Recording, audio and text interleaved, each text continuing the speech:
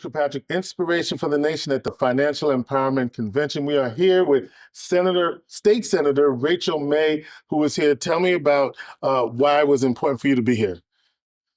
Well, so I chair now the Committee on Consumer Protection, and the kinds of issues that come before my committee are all about, scams, fraud, all of the different ways that the financial world out there is trying to take advantage of people. And so financial literacy is incredibly important to help people prevent scams, but also maximize their buying power and their power to decide their own futures. Yeah, and the state certainly plays a role in that. How can the state help with conventions like this and help to be part of the entrepreneurial activity that we'd like to see for the region? Yeah, well, we have a lot of different ways through legislation and through the budget. I would say legislation on things like what Assemblymember Hunter was talking about, unbanked people who need access to finances. I'm working on a bill because I bought a house a year and a half ago, and the pressure in this market for buyers not to have an inspection of the house they're buying is very intense. Realtors are pushing not to have an inspection. Okay. So I'm working on a bill just to make sure that everyone has the right to an inspection because, it's the biggest financial decision you make in your life, buying a house usually. And if you don't know what you're getting, that's a bad transaction. So really trying to figure out where in the law we can intervene, where in the budget we can intervene to make sure that there is backing for mortgages and that kind of thing, financing that people can afford. So, there's a lot of different ways. Obviously, we're in unprecedented times. Are we in unprecedented times? Are we?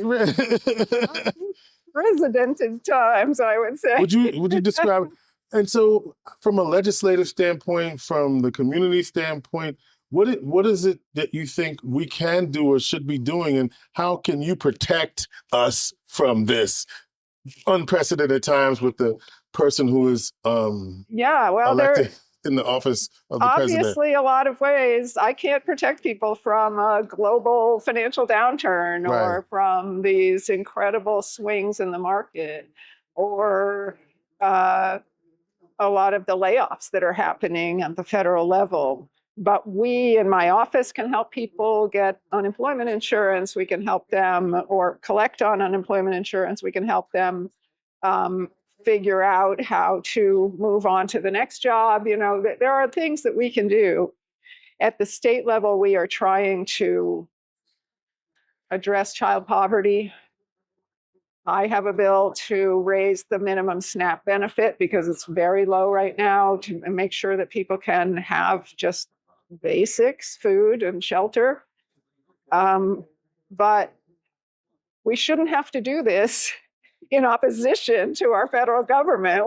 New York is creating a budget and we are having to act alone to try to provide some stability and security to the people of New York State. And we shouldn't be doing it in the face of a hostile federal government. What can we do about that as people? Because and people want to know what you're doing about it. We have to act en masse to show that this is not okay. And I've been showing up to protests. I've been having town halls, giving people an opportunity to speak up. I think a lot of young people are stepping forward to run for office, which is beautiful and really important. I think as a Democrat, we have to figure out how to make our party feel relevant to people and feel inspiring to people, which I think we've lost over the years. And having young people step up, that's one way that's going to happen, I think. People bringing a really new, fresh viewpoint and understanding of, how you reach people how you make them excited about something. It's hard because we have to fight what's happening now, but we also have to present a positive vision of what we want. Yeah. And I think we have that. We want abundance. We want people to have financial power. We want people to be able to realize their dreams. We want good schools and parks and recreational facilities. We want good relationships with our neighbor to the north. We want all of that. But we have to figure out how to present that in a way that people say yes. And we have to fight the propaganda that is out there, the press that is so irresponsible right now, just passing on lies to people. Yeah, I want you to speak to that really quickly, because what you're saying is something is put out there and then we run with it and then we have to backtrack it, right? Is that what you're saying? Well, give me an example of what you mean. Well, I think what people like Donald Trump have figured out is that they can say anything, make it up out of whole cloth. The press will repeat it or show the interview or whatever. Right. And even if 1 million people say that's wrong, that's a lie, that is, it's already been, it's already out there. Yeah. And so figuring out how to make the press be responsible in not showing those things, or in real time saying this is not true. Yeah. And that's hard to do. I don't think journalists are trained to do that, but I think we have to have a different kind of journalistic training at this point. And they're trained to do it. It's just they aren't doing it. Yeah.